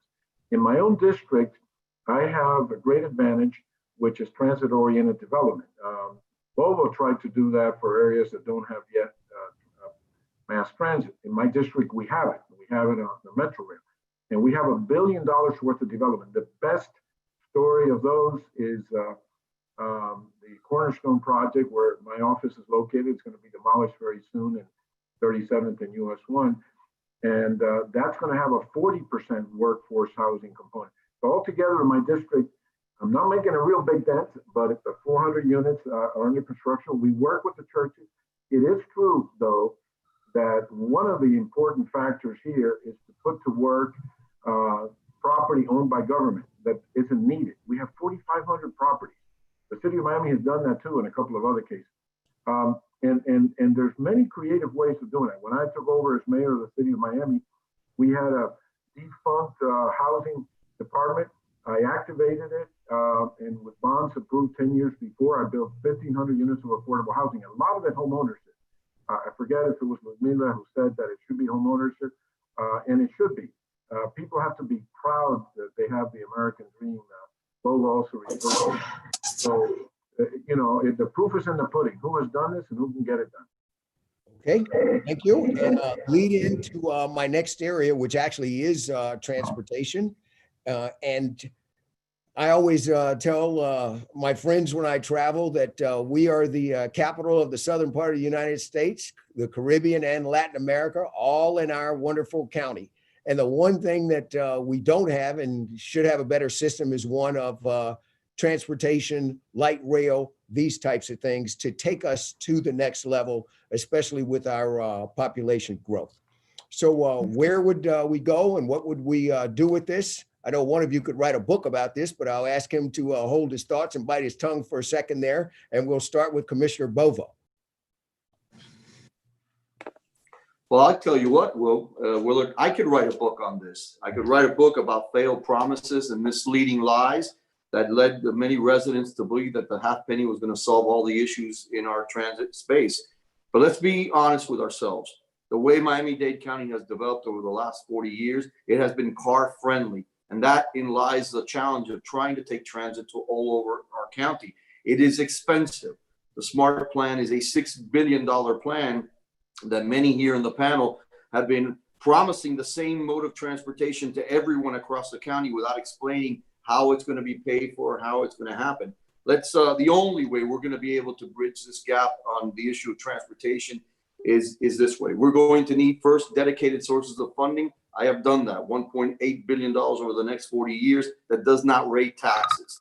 Making sure that the half penny is being invested on the promises that were being made and not on salaries to union employees. And we also need to use public-private partnerships in order to be able to use the money that's available today to give a path for those in the future. And this transportation is not for anyone that's participating here. This is for a future generation. And if we don't get it done, and if we don't dedicate our time to this, then this dream of coming to South Florida is going to become very expensive because we're not going to be able to move in South Florida if we don't make this investment.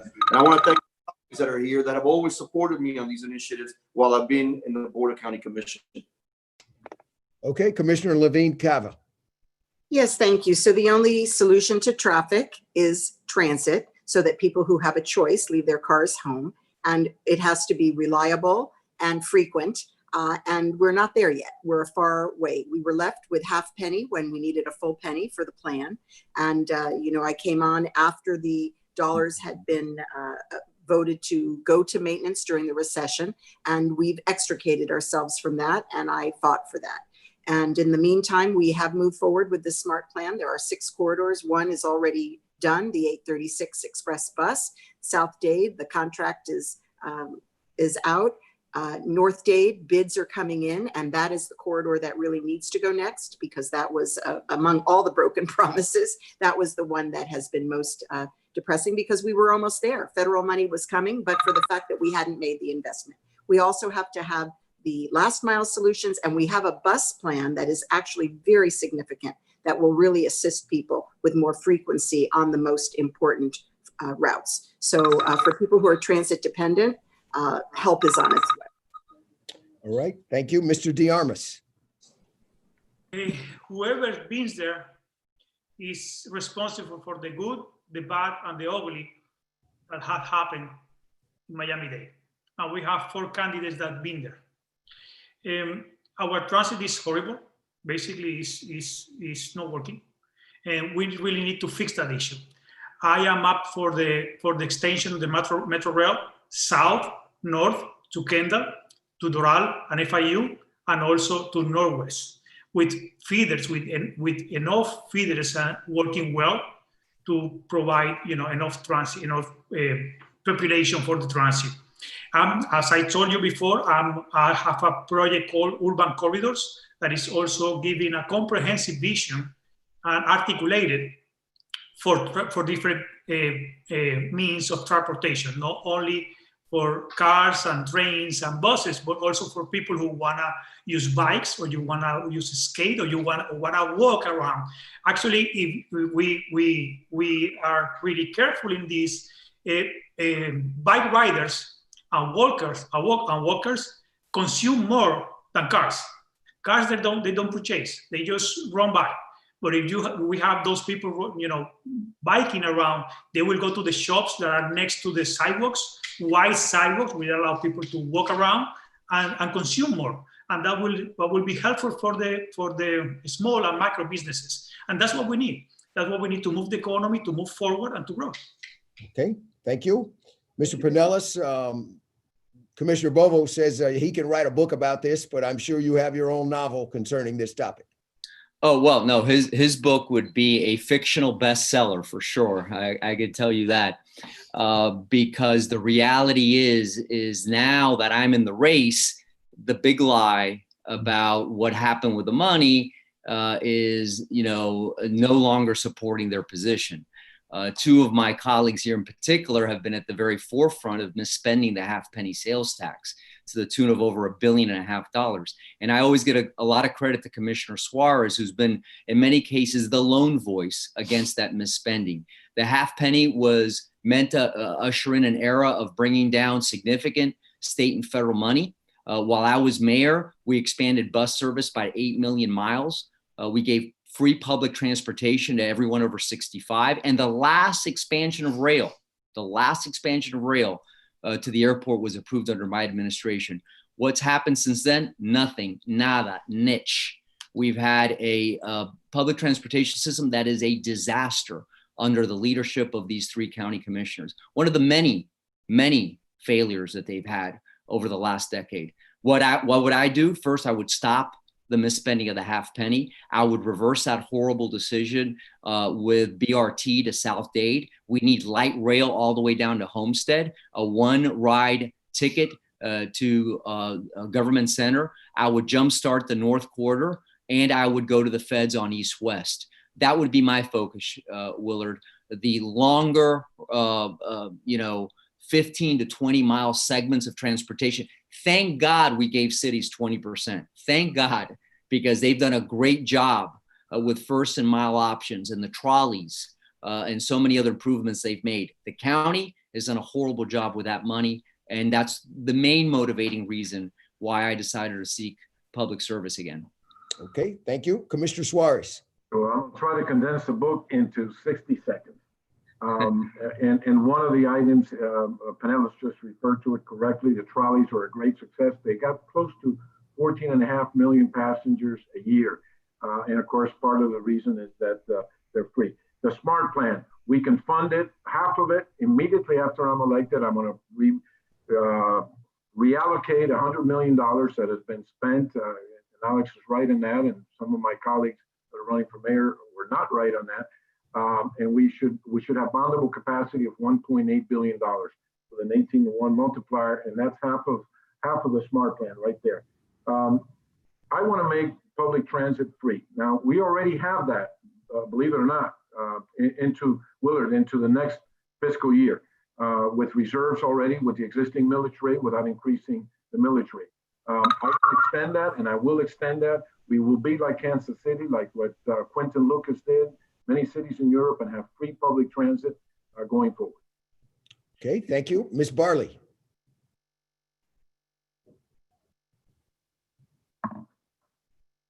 Yes. So as we all know, Miami-Dade County is a tourist city. So it's very unfair to be a tourist city and not have the proper transportation for our visitors that comes here to visit our city.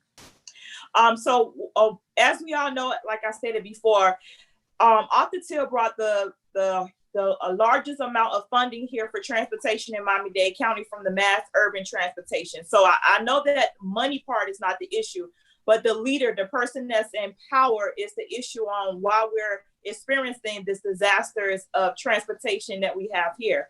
So I'm looking to actually extend the train further down south as promised, and also to add the routes that was outsourced to third-party companies, add those routes back into our plan so that we can create job opportunities furthermore for our bus operators. Okay, thank you. Well, under my authority here, I will execute one of our rules, and that is for Commissioner Bovo. Your writing was invoked as a fictional piece of work. I'm sure you believe it's nonfiction and it was placed in the wrong category. So you have 30 seconds to convince us of that. I think we need to remind ourselves, and Pinellas knows this to be true, that he overpromised on the half penny. In fact, the cities might have back then settled for 10% instead of the 20% he offered them, but he was desperate to get votes because he needed to pass something to fulfill his ego. The reality is that the county in many instances has fulfilled the promise of the half penny.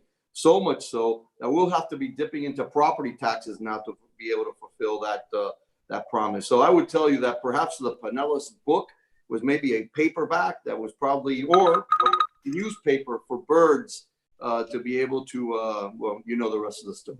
There we go. Um, Okay. Yes, Mr. no, Willard? no, Commissioner, I'm coming to you. I'm fair from my bench. So you're next in line, and then Commissioner Suarez was in line, although you weren't invoked by name, you were invoked by inference. Thank you, Just sir. want to make sure I get a chance to respond to this, so I'll let everyone who's invoked to respond, but go right ahead. Yeah, I want to be very clear that I was a taxpayer, a citizen like everyone else, voting with great expectation for this new plan. And I came into office in 2014, long after the decision was made to divert those funds. And I fought to reinstate them. I even voted against projects that were approved by the Citizens Independent Transportation Trust. And Commissioner Suarez tried to make it permanent, the unwinding, the return of the funds. And he turned to me, he said, you do it. And I tried, and we were defeated. So right now, there's no promise, there's no guarantee that they won't try to rate it again. And we'll be standing firm. Okay, Commissioner Suarez. Actually yield my time back. If you listen carefully to what Alex said, at one point he said that 2 of the 3 incumbent commissioners misspent the money. He knows, of course, that I filed suit to stop it happening. I went 3 times to the CITT. And he has a little bit of fault too. I mean, when you first started this half penny, it was producing a substantial amount of money. It should have been bonded out. It should have been constrained, and it should not have been used to transfer money into the budget. He did that for a couple of years, actually. Okay. Ms. Duma, you felt that you needed an opportunity to respond. You know, what I'm looking at right now is we're having a forum for the people, but it seems like we are pretty much talking about ourselves. We need to know how we're going to serve the community when it comes to transportation. Every leader that I'm watching right now are responsible for the failure of our transportation. Because once you are an elected leader, official, a public servant, you no longer have the right to blame the previous person. All you have to do is get it done and get it done right and get it done quickly. So right now, we need transportation. We need reliable transportation, and I will get that done without blaming others. Okay. Mr. DeArmas, I see you waving at me, so I certainly want to be fair to you. Just one small question. Now everybody looks to be an expert about transportation, and everybody has the solution. If they've been in power so many years, why we have this problem right now? What is not resolved? That's all my question. Okay. Mr. Pinellas, you certainly deserve 30 seconds here, so go right ahead. And I appreciate that, because certainly I'm named no one by name, but the reference was made directly to me. Listen, the transportation problem we have now, I foresaw 20 years ago, and I actually did something about it.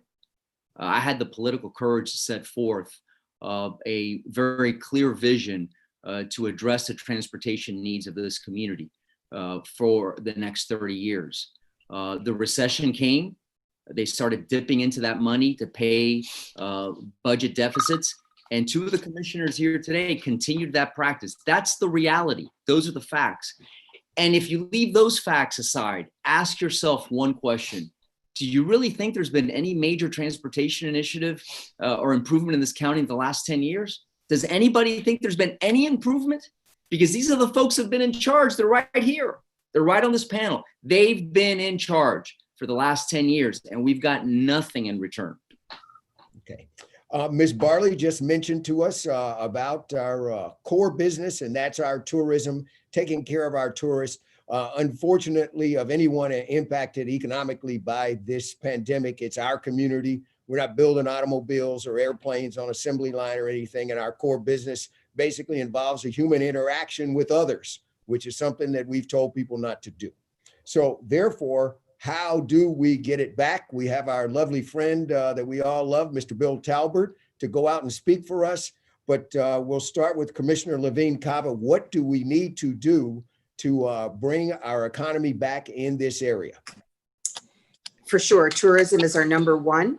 And just like all the other businesses that followed the rules and did what they were told and color-coded, Hotels were left holding the bag. They were ready, they were sanitized, but people have not been coming because the disease has spread, because the public health measures were not in place, as I said before.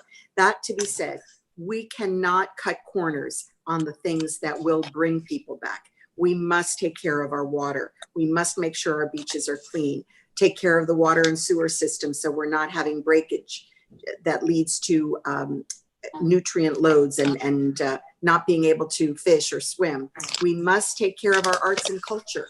We can't, unfortunately, we've been holding steady with arts and culture. It's a key part of what draws people here, the diversity. So we need to, we need to buckle down on these health issues so that people can feel safe coming back again to visit. The beaches are open, the hotels are available, but people are not coming because they're afraid. Mr. DeArmas, what can we do to get people back to our lovely paradise? They will be back. They will be back for sure. This is our lovely paradise. The thing of our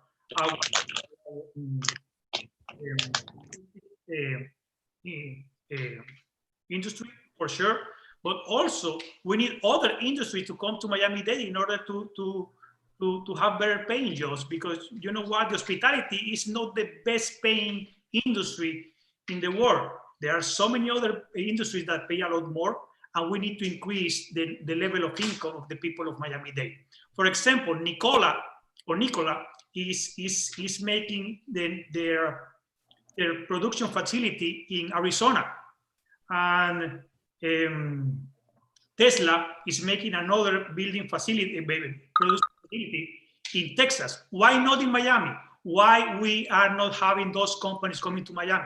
Just an example. I'm not saying it has to be one of those, but it's just an example that we are not doing our job to bring the right companies or more companies, well-paying companies to Miami. Okay, thank you. Ms. Bowman? Unmute. Sorry, yep, Can got it. There you go. Thank you. As far as our Miami-Dade County being a tourist attraction, we know that that's what attracted all of us to Miami-Dade County. We need to make sure we're focusing on the health of every individual who are coming here as well, and making sure that we have to do it slowly, but we need to open back our businesses fully. We're suffering in Miami-Dade County. Tourists do want to come here, and there's a lot of restrictions, and I do understand the restrictions, but you know what? If we do not bypass this and get over the hump, we're always going to blame it on COVID-19. Once again, we have been in other pandemics and we have done it.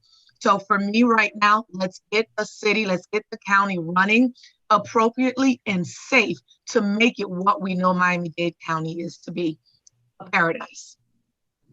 Okay, thank you. Mr. Pinellas, it's heartbreaking, man, to look over at the port and see some days there's no vessels there and the others are empty. What can we do?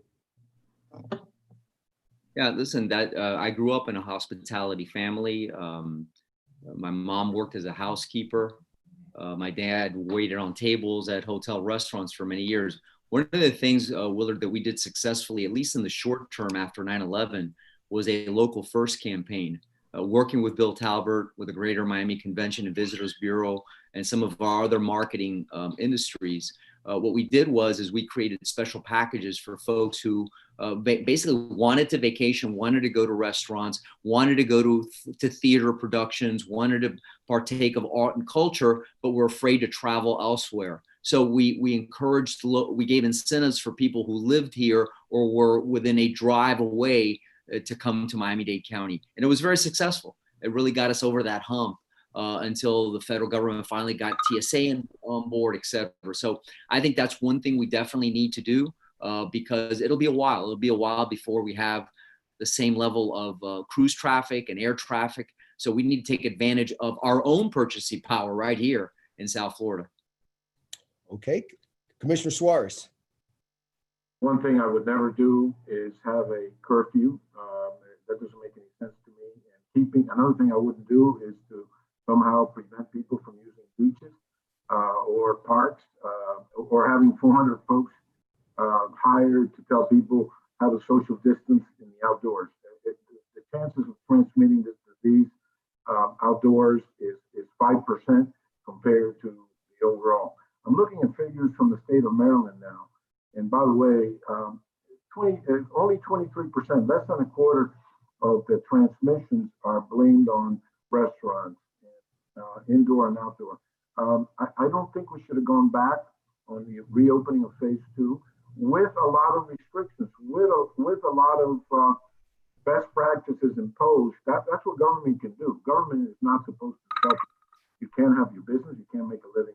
And by the way, people are lining up to go on cruise ships, believe it or not, as long as they also implement best practices, which I think they will do. Okay, thank you. Ms. Barley.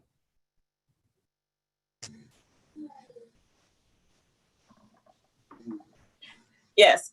So most definitely what I'll do is I want to study the different states to see their statistics, to see how they are phasing out and going to different phases of their pandemic that they're experiencing as well, and take what they're doing and implement that in Miami-Dade County, and also work with the experts and make sure that we're following the rules and regulations as well, not taking upon ourselves because we are leaders, but to actually listen to the experts because they're the experts in what they're doing. We can't take it upon ourselves and open up so early as we did before, what I'll say as our mayor did, and that caused us to actually take a huge step back. And right now it's affecting a lot of residents, small business owners. We have employees that's going on furloughs right now, and they don't know how they're going to support their family. So I'll most definitely work with the experts to help protect our residents here in Miami-Dade County and our small business owners. Okay, thank you. Commissioner Bovo, I was over with Lester Sola at the airport the other day, and you know I'm biased about airplanes. They should be flying and bringing people here, not parked somewhere on the ground. So how can we get this all turned around? Yeah, my dad was an Air Force pilot too, and I would concur. We'd like to see the planes in the sky. Look, a lot of our economy obviously hinged on tourism, and until people feel comfortable enough to travel, it's going to be very difficult. And we need to be wise in how we invest money to try to attract and promote our beaches and you know, all our amenities here in South Florida. They need to be opened in full swing, without a doubt. Yet we still need to have folks out there feel comfortable enough to travel, and that is going to take, I believe, some time. Perhaps, as some have alluded to, we need to be looking from within to be able to allow businesses to open up quickly so they could promote commerce. I also believe that when we speak about our tourism industry, you know, you can't ignore that we need to have healthy beaches, beach renourishment. We need to make sure that we don't have what we had last summer, beach closures, the sargassum. You know, those things are impediments for folks to come to our community and vacation. People will actually decide to go someplace else, and they have those options if you don't have clean beaches and a healthy environment to promote that tourism. But really, you know, all of us are now here in a new area where how do people get comfortable with travel? That happens, we're going to be in a bit of a jackpot, and all we could do is try to make sure that we could have our house in order so that when they do start traveling, we could welcome them back quickly. Okay, well, we certainly appreciate each of your inputs in that particular area because we got to get that turned around before we can get our ship moving in the direction that we all want it to be able to go. With that, we're coming up on our closing statements here, where you will have 1 minute to make your final case to the people of Miami-Dade County about why they should vote for you, and you should be the next mayor of our great county. And Mr. DeArmas, you're up first. Okay, yes. Like a year ago, I said I have to do something. You know, I'm tired of waiting for politicians, career politicians, to do the right thing, and nothing is going on. So I have to jump and do something. But what can I do? I am not a politician. I don't have money. Nobody knows me. I don't know anybody. Back in those days, I didn't even know exactly what it was going on out there. So what to do? How to resolve the problem? I need to talk to people. I need good, reliable, fresh information. How will I get it? A research of that kind will cost millions. I don't have the money. I don't have the time. And even if I find the money, the information will be biased, because when people know that they are being researched, they tell you what they think you want to hear. So what to do? Uber. More than a year ago, I started to do Uber. By doing Uber, I have spoken with around 5,000 people. Based on that information, reliable, fresh information coming from the people with their fears, their dreams, and their needs, I was able to draft my government plan. That government plan is coming from the people to the people, and I want the opportunity to implement it because I think it's fair. This is the first time that the power is coming from the bottom up. I'm writing. You need to pick the last option, which is the bubble and the empty line. Bubble the last option, and then write Carlos de Armas on the line. Your vote will prevail. Even if I don't win, the message will be there that you are not happy, you want to change, you want things doing different. You want this kind of politics to be part of the past. You want the new politics to come over. Politics that is fair, is transparent, and is inclusive. Okay, thank you. Ms. Duman.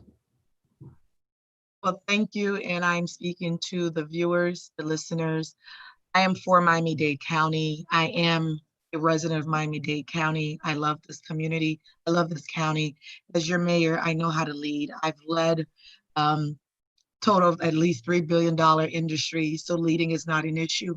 The issue is making sure you're leading correctly. You're leading, that I will be leading with transparency and including each and every one of you with me and making sure that your voices are being heard.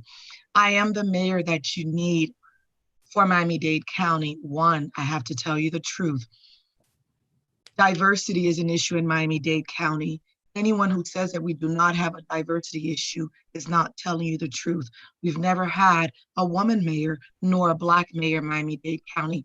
You're not voting for me because I'm Black nor a woman, but I can do the job. And I can hear your voices closer and much better when I am your mayor. Every single commissioners that are here, I will be working closely with to making sure that your needs are being provided and being solved. The solution is here. Vote for me, Ludmila Damon, your Miami-Dade County Mayor, for solutions, transparency, and reliability. Okay, Mr. Pinellas. Unmute your, All right. There you go. Sorry about that, Willard. Thank you. Thank you for this opportunity and to the League of Cities. Listen, I'm very proud to have drawn on my 17 years in public service where I tackled the big issues of the time and some that were well ahead of their time. And now 16 years in the private sector to lay out not only this evening, but throughout this campaign, very clear, well thought out and specific plans for our challenges that we face in this community on transportation, on issues of sea rise and climate change, on issues surrounding housing, not to mention how we recover from this pandemic. And it's important. Your next mayor will manage a $9 billion budget, 28,000 employees, and needs to be a principled leader and an experienced leader that could carry this community forward. And that's why I offer. I dealt with every imaginable crisis when I was mayor. I didn't have a playbook. I didn't have anybody else to refer to. And every time we were prepared and we recovered stronger and more united than ever. And I also pledged to work with our municipal leaders. What's happening now, I think is very regrettable. So I'm very happy to submit myself for public service, once again, with the only motivation to serve the public. I'm not doing this because I have term limits and I have to run for the next job or I seek the title. That's not why I'm doing this. I'm doing it out of love of this community. And I hope you'll consider my campaign. I'm number 364 on the ballot. You could vote today. You could vote tomorrow up until August 18th. Thank you very much. Thank you. Commissioner Suarez. Full of examples of the kind of collaboration that I've done with the city of Miami and other cities. In the case of the homeless, I went to the DDA. I argued to the chairperson, who at that time is now Manolo Reyes. I got $25,000 from him, $25,000 from the mayor of Miami, $50,000 from my staff, and we are moving as many as 60 of the homeless to permanent housing. That's the kind of leadership and the kind of collaboration that the mayor has to show. In the case of the historic Black Beach, $20 million sitting there, okay, since 2004, And the county, the mayor of the county would not allow the project to move forward until the city showed that it could finance the operations of it. Anybody will finance the operations of that, but I, went ahead and took money from my own budget, $125,000 for 2 successive years, with the help of Keon Hardiman and Ken Russell and the city of Miami. That project is moving forward. The same with the Pokemon Go Playhouse. That's $40 million that should have been spent. Folks, go out and vote on August 18th. We're going to have a brand new county commission, 7 new members, and someone that's going to always listen to you. You can always call me at 305-496-8484. The last 4 numbers are really easy to remember because it's my son's nickname, Titi, so T-I-T-I, so you can remember that. And we'll be in touch and working together to make this a fantastic county that we all live in. All right, Commissioner, thank you. Ms. Barley. Yes. So I just want to say thank you guys for inviting me on tonight's forum. I appreciate all of my opponents as well. Who's better for change? I, Monique Nicole Barley. I'm better for change. Everybody loves an underdog, and I'm that unique underdog that's in this race. So if you're looking for someone that have fresh ideas, I will be the right candidate for the strong mayor position. I'm looking to turn my knowledge into performance. Remember, when you go to cast your vote, remember to vote for Monique Nicole Barley, number 360. Thank you and have a blessed night. Thank you. Commissioner Bogle.